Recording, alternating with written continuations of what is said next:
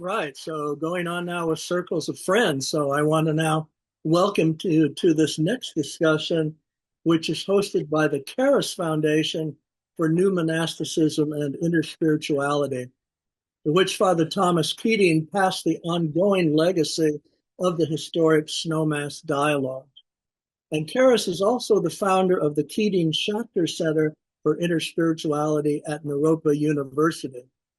And the guests are comprised of two founders of Charis, Dr. Rory McEntee, who will be the moderator, and Alejandra Warden, who is so well known as an author, as you know, particularly on the divine feminine. And they're going to be joined by Dr. William Keepin and Reverend Cynthia Bricks of Satyana Institute, and also Gender Equity and Reconciliation International, who also share a long relationship to the Snowmass Dialogues, regarding which I'm sure they're going to tell you a lot about. And I just saw they also brought some great pictures and even a couple of videos. So as well, the guests were also co-creators of the pivotal Dawn of Interspirituality conference in 2013. And all of these historical activities are treated in detail, of course, in the two recent interspiritual volumes. So welcome to this amazing group, and over now to their moderator, Dr. Rory McEntee.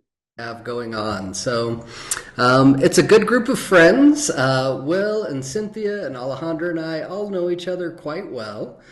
We've done a lot of work together through the years, and we were asked to talk on this panel a little bit about some of the work that's grown out of the Snowmass Dialogues, or the Snowmass InterSpiritual Conference that Father Thomas Keating began all the way back in 1984.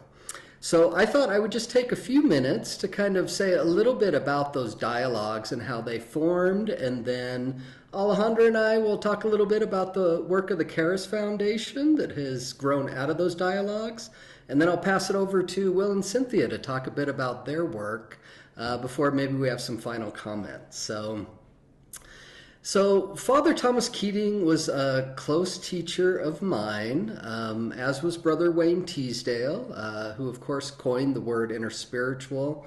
I was very close with Wayne the final 5 years of his life, and Father Keating was really Wayne's spiritual father. Father Thomas Keating and Bede Griffiths, and so I kind of inherited Thomas as a teacher, I guess, and spent a lot of time with him the last decade of his life, and was the administrator for the Snowmass Conference for the final 5 or 6 years. And following it, our Charis Foundation took over those dialogues, and we continue to hold them today. We'll be holding our 10th this summer down here at our retreat place in New Mexico. So all the way back in 1984, Father Thomas Keating started going around to interreligious dialogues that are quite common today. But back then weren't as common, and he tended to notice that the best conversations happened around dinner or on the way from the airport, and then there was a tendency once everyone got up on stage together, usually in front of a group to hold the dialogue, that the tone changed, the intimacy changed, the depth of sharing changed. And a lot of time participants felt they had to speak from their tradition instead of from their personal experience. And so he wondered what would happen if I invited a group of spiritual teachers or advanced practitioners up to my monastery for 5 days and see what happens, so that we could have a dialogue in private without having to worry about what people might think of us based on what we say.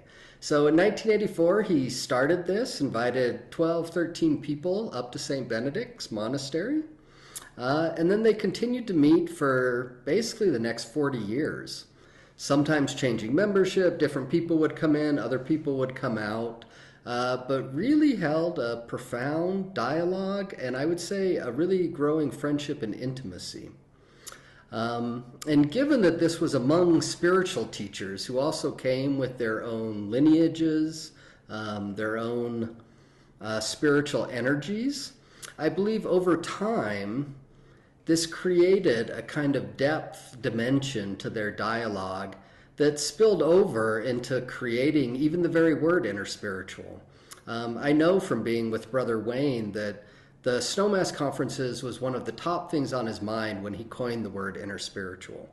He was thinking about how they were, the traditions, our religious traditions, our contemplative traditions, sharing with each other the very depths of their experiences of ultimate reality.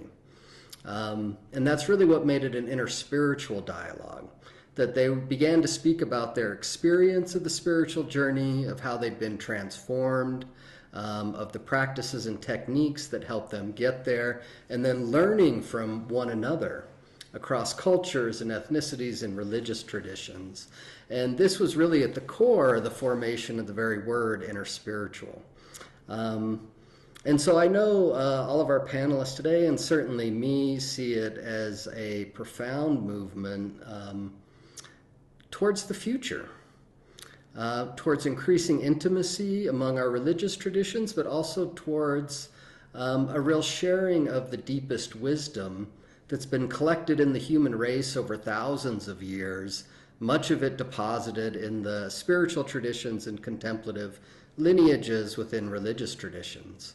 And that the future we want to see is where this wisdom is pooled together more and more in order to help the spiritual lives of new generations and help ultimately the transformation of our human society into a loving, compassionate, wise society, civilization that we all hold dear in our hearts. So that's just a very brief introduction on the Snowmass dialogues, and then we're going to really talk about some of the work that's grown out of it through our two organizations. And so one of them, the one that Alejandra Warden and I are associated with, is called the Charis Foundation for New Monasticism and Interspirituality. And it really grew directly out of the Snowmass Dialogue. So as the Snowmass Dialogues ended, Charis held a new lineage of those dialogues the following year at St. Benedict's. Will and Cynthia were actually in attendance for our very first dialogue. And I should say all four of us have been to the Snowmass Dialogues as well and participated in one. And so at Charis, we continue the lineage of the dialogues, but also began to expand the work into looking at really what do seekers need? What's going on in younger generations, not just younger generations, but people across the spectrum that feel called to an interspiritual life, feel called to a life of contemplative depth, but may not always pursue that within the confines of a single tradition. And they may, and we would support that, but what are some of the structures and possibilities to help aspirants really walk a path with the same kind of commitment, the same kind of depth that you might find in the depths of a religious tradition, but in this slightly nuanced way of an interspiritual milieu. And so part of that work has grown into, as Kurt said at the beginning, a center on a university campus, the Keating Schachter Center for Interspirituality. I am down in Des Moines, New Mexico, where we have a retreat center, beautiful retreat center we call Charis Mandala. And we have a podcast. We do Charis Circles where we train people. I have Alejandra speak a bit on that. She's the director of our Charis Circles. But I just wanted to say, too, I think one of the most innovative things that Charis has done is brought together a group of teachers, spiritual teachers, including Alejandra Warden, Natano Miles Yepes, my partner in Charis, and myself, who all come from different walks of life, different cultures, different spiritual paths, have different practices that we have imbued throughout the years, but have a lot of overlap and resonance, and are exploring what it means to serve a spiritual community, especially younger people, where they're receiving teachings from different teachers in different traditions. And yet those teachers are working together in a really intimate and integrated way to bring them a path. And I think it's quite new. I've seen a lot of formats where we have teachers from different traditions and you hear from them and then they want you to pick one. But where all the teachers are kind of discerning students together, the students are benefiting from the joint discernment of all the teachers and finding the different parts that they resonate with and can click into so that their journeys can be more individualized according to what speaks to them and what seems most fruitful for their path. So it's not in any way a one package fits all. And so, with that little introduction, I want to hand it over to Alejandra Warden, who is the director of our Charis Circles and one of our Charis teachers, and can fill in some of the gaps that I left there, and also talk a bit about our Charis Circles as well. So, Alejandra, I'll hand it over to you. Oh, I think you're muted, Alejandra. Thank you. Thank you, Rory, and lovely to see you, William and Cynthia and Kurt, of course, and thank you so much for the invitation. I feel very honored. So as part of the Charis Foundation, one of the jobs that we do, one of the offerings that we have is the Charis Circles of Interspiritual Practice. And that is kind of an introduction to people that want to experience an interspiritual practice. What we do is a two-step practice of meditation in which we include Father Thomas Keating centering prayer, an interspiritual version of that. And then we have another a part in which we have a spiritual reading that is an interspiritual reading where we all share. These circles are right now around the whole of the United States, and we are expanding into Europe and very soon also in Latin America. The circles are, as I said, as a kind of an introduction where people from different traditions and different walks of life, they all come together for these gatherings, these kind of meditations where they share a time together in a spiritual practice. Out of that, some of them, they might be more interested in continuing that journey. And then we offer retreats, and as Rory said, there are formation, there are dialogues, there are podcasts, there are all sorts of different activities that that we offer, all related to the experience of interspirituality. And we also here have the opportunity to expand because we have a training for facilitators where they become trainers in Charis circles, and then they develop their own different circles. We have circles online, and we also have circles in person. When somebody comes to a circle, sometimes they are very well embedded in interspiritual practice. Sometimes they don't, and they want to learn out of it. Sometimes they come more with an idea of interfaith kind of exchange. So now they learn what interspirituality really means, what this shared experience really means. In my particular job is it's training the future facilitators and also training the future trainers, facilitators. At this point, we have a large number of circles and pretty much over 30 or 40, I think, facilitators.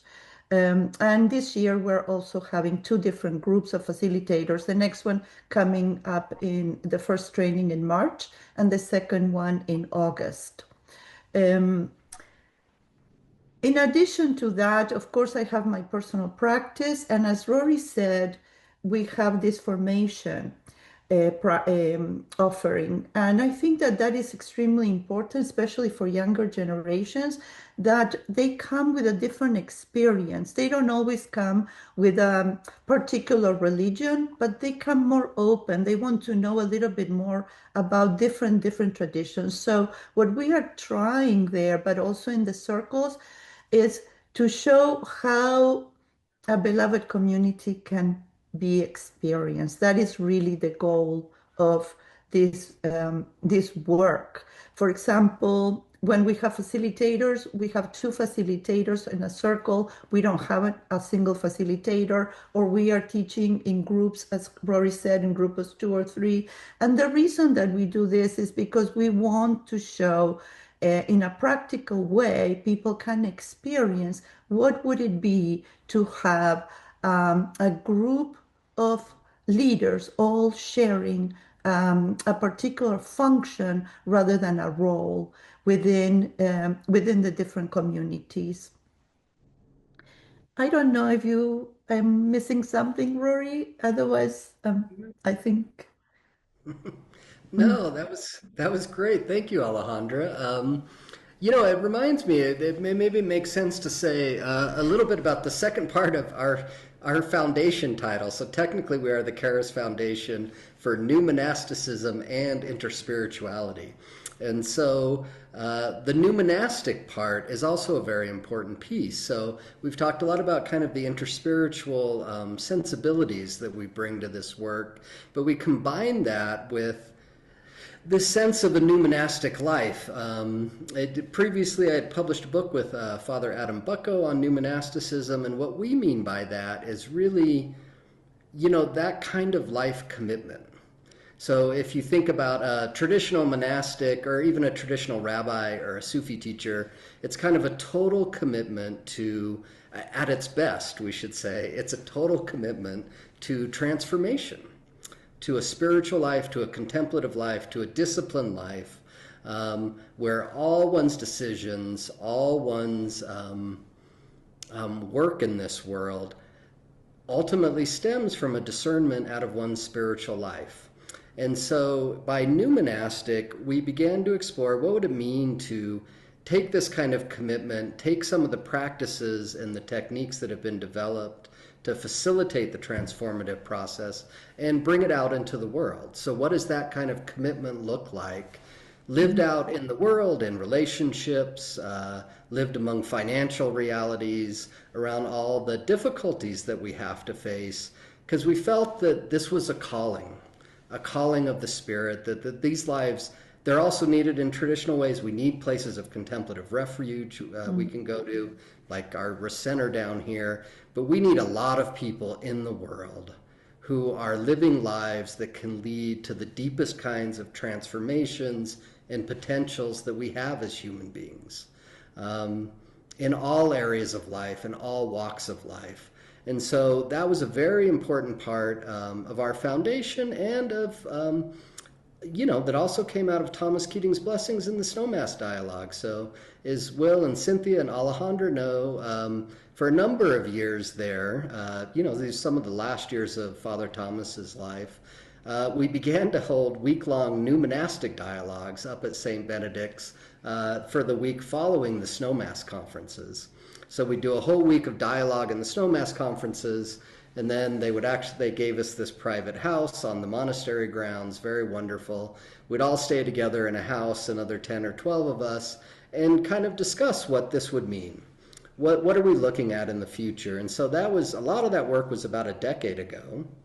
And since then, we've worked hard to try and bring it out into the world. And so when you combine that with an interspiritual sensibility, you do begin to see the need for new experimentations, new structures that can support a spiritual journey and a spiritual life that may not look like it always traditionally did, often within the confines of a single tradition, often, you know, if you were going to be serious about it, you were told to go be a monk, or you would study to be a rabbi or a Sufi teacher. And so combining these two together, we think, is very powerful, and also new, and a bit of an experiment. And so can we find ways where spiritual teachers can work together to create some of these new structures that can help especially younger generations root in a spiritual and a contemplative life for their lifetime, that will take them all the way to the depths of ultimate transformation, which is, you know, what the spiritual traditions and the contemplative traditions that humanity have been trying to do. It's just trying now we have to do this within a new paradigm and with a new sense of intimacy among all of those who are attempting this work in the world. And so symposiums like this and other work are really important. And the most important thing is our daily practice, day after day after day, for a lifetime, where we can just stack that on top of each other day after day so that the transformation keeps rooting and going deeper and deeper all the time. And so I think with that gives you a good sense of our Charis Foundation. Anyone that's interested, we encourage you to jump on the website and check us out, some of the work we do. And then I'd love to hand it over now to Will and Cynthia and hear some about their wonderful work. I've worked with them on it and I helped with the first Dawn of Interspirituality conference. So we've kind of all been running around each other for years here. So You did off to you indeed, two. Rory. Thank you. We have indeed. It's so great to be here with you, Rory, and with you, Alejandra and Ben, and the whole community. Yeah, thank you Just for the invitation. absolutely. Just a little background. I first met Thomas Keating in the late 90s, and then in 2001 at the Garrison Institute began collaborating with him at a conference there, an interspiritual conference that was organized by Ed Bastian, actually. And then not long after that, the following year, I think the latter half of 2002, yeah, the Iraq War was heating up, the potential for it. And so I was organizing a peace vigil, bringing together monastics from various monasteries. I had strongest connections in Buddhist and Hindu monasteries and communities in India and elsewhere. So I went up, I called Thomas and went up to Snowmass and said, asked him if he would engage the Christian monasteries. And that became a whole project that we did for several months, engaging monastics around the world, all praying for peace. Of course, then the war broke out in March of 2023. And I was kind of like, and when I went to Thomas, the first thing he said was, do not think that just because the war started that our project has been a failure. And then he talked about all of the levels of heart connection that we had woven in this kind of prayerful, global interspiritual prayer across the traditions, and that would bear fruit at some point in ways we could not imagine. So I was so inspired by the Snowmass dialogues that Thomas did. He did say at one point he founded them because he'd been to so many interfaith gatherings and he found them usually completely boring, except for the meals and the breaks. And that's when he could really connect with people because he really wanted to share the depth of the transformative journey across the traditions. And so that's what he did. The Snowmass conference, there weren't really many presentations at all because it was like, let's have the meals and the breaks only and prayers, and we'll just engage that way. So it was a really profound process that Thomas got going. I think it's really important oh, what you're yeah. saying, Will, just about what Thomas said. Don't think that your work is not doing good, and we all need to remember that. That we're planting seeds and the prayers are working. So we began through our Satyana Institute, our nonprofit organization, we began creating and organizing interspiritual retreats. The first one we had was in 2009. It was called Cultivating Women's Spiritual Mastery. It was in Turin, Italy, with Jetsun Palmo, Swami Ambikananda, and Sister Lucy Kurian. And then we had another conference in 2011. And during this time, we stayed connected with Father Thomas. And then he invited us, both of us at different times, to the Snowmass Interfaith Dialogue, Interspiritual Dialogues. At some point along the way, we were talking to Thomas and we suggested maybe we should have a reunion of all the delegates who have come over the 32 years, and we're willing to organize it. And so we did that. And that was in 2013 with this big conference. We have a couple of videos we want to show you of Thomas that are very short. And then after that, we have some slides to show you as well that can bring you into the community of the spirit of that. And Rory, you're going to look a little older now than you did back then, almost a decade ago. All of us do. So, Will, do you have those videos? Yes. I'm going to show one of them. Hang on.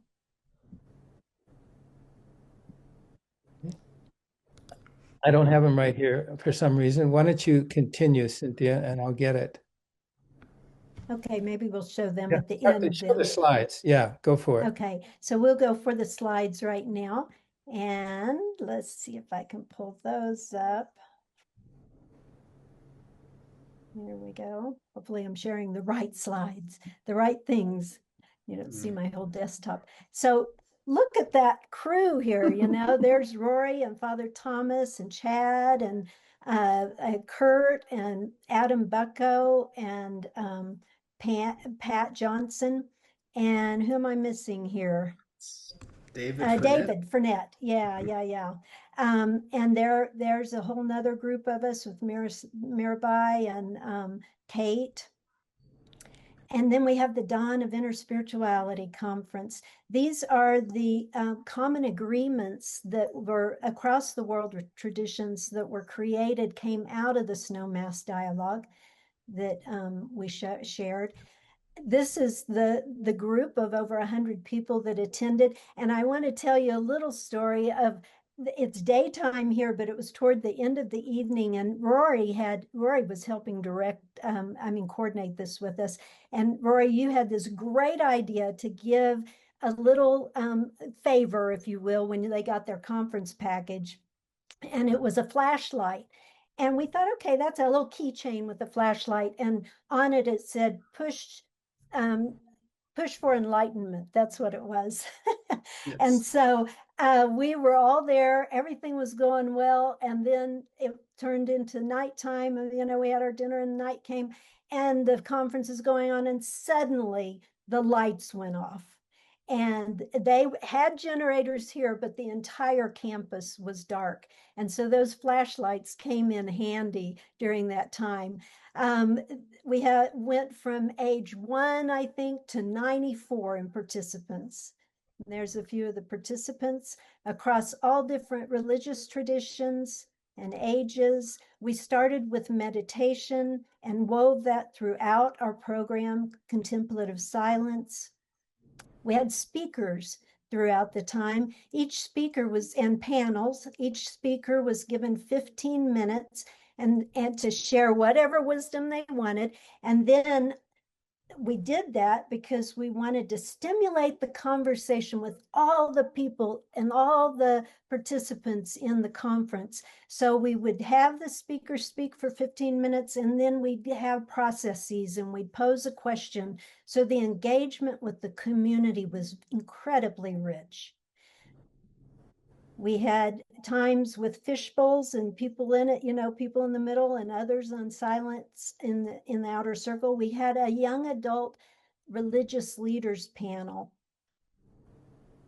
Then some of the questions from this, Rabbi Rami Shapiro led this, and his questions were like, what's inspiring you now?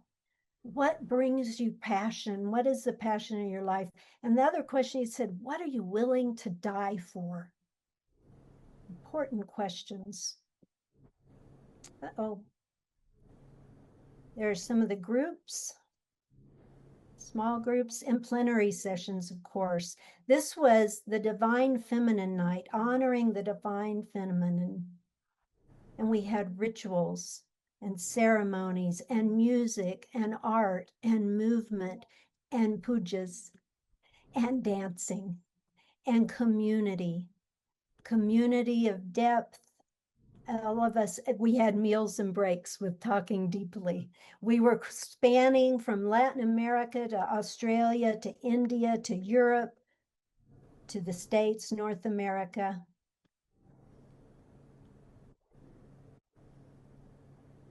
So that completes the part about that conference, pretty much.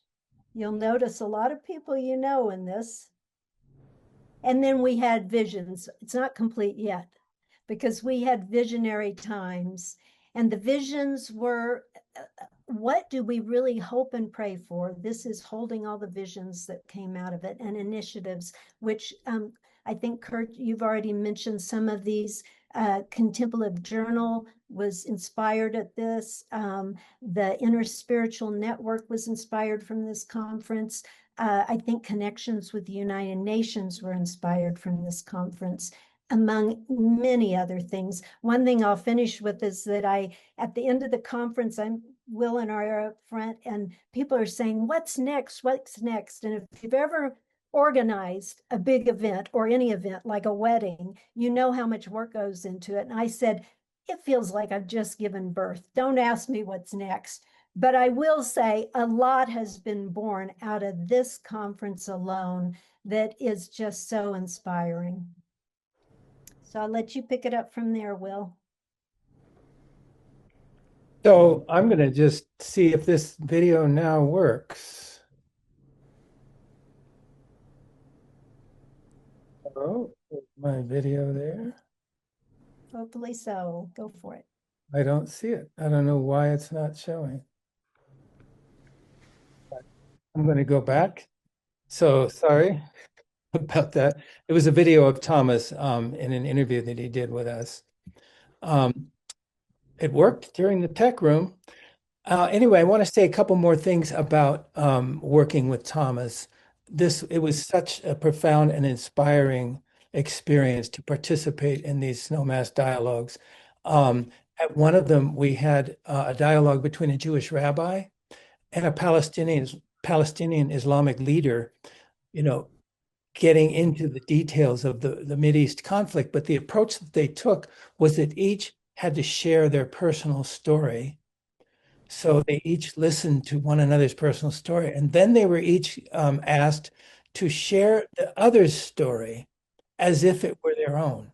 So each one of them told the other's story as if it was their own. And that was a deeply moving process in which the mutual compassion was deeply awakened between them and among all of us who were witnessing. So that's just one small example of it. I remember, Thomas held such a deep commitment to the bridging and bringing together of the religions in a shared quest for the absolute as really kind of the highest human endeavor. And this lived so deeply in his heart. He talks about, the religions meeting together to a place where they would go to a trans-religious place, meaning that they would transcend each of the specific religions and meet in a place where they all meet as one in the mystical heart of humanity to which all the religions aspire. So this was a really deep prayer in Thomas's heart. And I said to him once, I said, you are truly Catholic, because what does Catholic mean? It means universal. And so it's truly not limited to any one faith tradition. And Thomas said very specifically at one point, he said, it's not enough to respect other religions. We must love them. And by that, I mean, we must engage with them deeply enough so we experience in them the presence of what we call in Christianity, the Holy Spirit. But all the religions have this sacred presence. And when we experience it in another religion, we can't help but love them. So I'll just close by saying that in our conference in 2018 in Costa Rica, which was the next Dawn of Inner Spirituality conference we did, which was also, I don't think Cynthia showed you those slides, but we had at the end, we had a remarkable... They're showing now, Will. Oh, okay, good. Yeah, we brought in our gender equity and reconciliation work into this conference, where we basically did a process of witnessing gender-based violence and injustices that had happened within these different religious communities, all in a plenary session in which we turned off the mics and the cameras, and we did a bearing witness process to that. And we have a deep conviction that because there's so many systemic parallels across the religions in relation to, gender and patriarchal dominance and gender oppression, that actually when we can create a space to speak about those things, it has a healing effect across the religions. We experienced that in our 2009 conference. And so for us, that's a promise for a healing dimension of the interreligious dialogue. And the last thing I want to just say is that we took the video from this conference and we showed it to Thomas because this was in 2018. We were able to get the video completed by October of 2018 when he was in hospice at Spencer. And we took the video and showed it to him. And I'll never forget how the light on his face just lit up. It wasn't just smiling, there was a transcendent light that I could see. It was like he knew that he had done his work in some way because he could see it taking root beyond his time. Thank you so much. It's Now, such a joy. I want to say one last thing about the importance of the gender healing piece of that activity you said, Will. And this is really key to me, and I think so important as we envision what we want to do in creating the new civilization around inner spirituality. We don't need to wallow in our pain, but we definitely need to acknowledge the sexual violation, the oppression, the gender injustice that has happened for women, for our LGBTQ plus communities, and across all religions and within religion itself, within certain traditions, it needs to be acknowledged and addressed. And when it is, the men also who have experienced those things, but also maybe they haven't, but they wake up, they awaken to it, and they are ready and motivated to make a change and help to change that.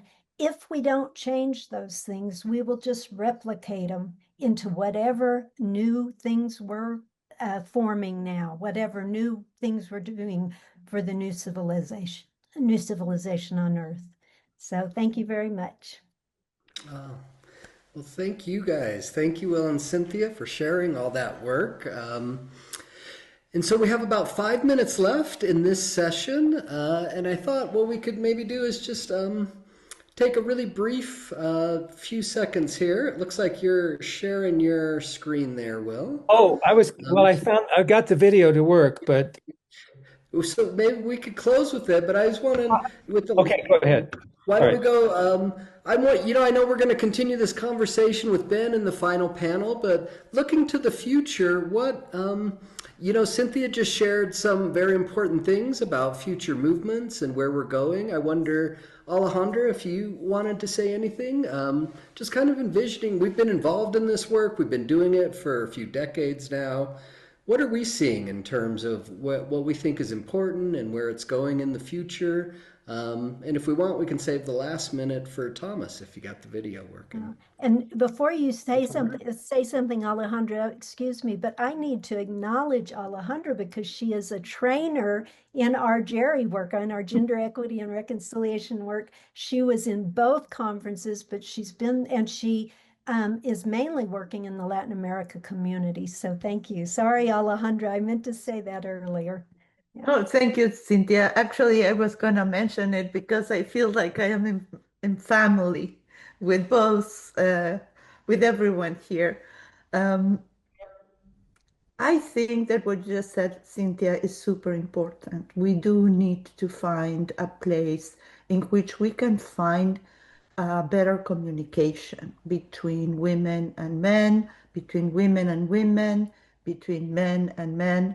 And I think that what Rory said before, and also we speaking about in the different activities, to learn how to live a more contemplative life, I think is super important at this time because everyone is in a hurry all day long. We are constantly in kind of a rush that almost feels violent sometimes. And this is without going into the violence that sometimes we experience. So I think that interspirituality, from my perspective, is the future of humanity, is one aspect of the future of humanity. I think that finding ways of communication is the way of the future. And I also think that living a more meaningful life, which for me implies in a certain way more a contemplative life, it's super important for the future of humanity. We are heading into times, from my perspective, in which this is becoming more and more urgent. And I am super happy that both our foundations actually are offering these possibilities to the world. I feel particularly honored to belong to both in different positions and different roles. But to be honest, I think that we can work together into that future. And I actually want to invite the people that are present here to actually bring that ideal into what we can build together. Because, in a certain way, one of the things that is coming out here is that we're still kind of in different foundation, in different things. We still need to build some kind of more weaving form in which we can become more together among each other. And I think that there is might still be time for you, William, to put your movie. Yes. I'm trying to Beautiful, Alejandra. No, perfect. I'm trying to use the Thank Sure. you. time. Thank you. Thank you, Um, Ella. Why don't That we was hand it good. over to you, Will, and we'll end our Yeah. session. Thank you to everyone for having us. We would love to end it with some words from Father Thomas Keating, who's been such a great teacher and inspiration for so much of this work, and certainly for us. So again, thank you to all the organizers, Ben, Kurt, everyone for having us. I'll hand it off to you, Will, now to bring Father Thomas into everyone's Thank life you. for a few minutes. What is the step of interspirituality that it's taking beyond interfaith dialogue? Interspiritual dialogue is about what our personal experience of God was in our particular religious tradition that brought us into a, well, trans-religious perspective or trans-personal perspective, in which we see God working in different ways with the same richest and communication of divine uh, life, light, and love. And so the conference helps to meet people at a level that is beyond the usual intellectual exchange of what my religion says, what your religion says, so that everybody can be enriched by everyone else's sincere experience for the benefit of the whole of humanity.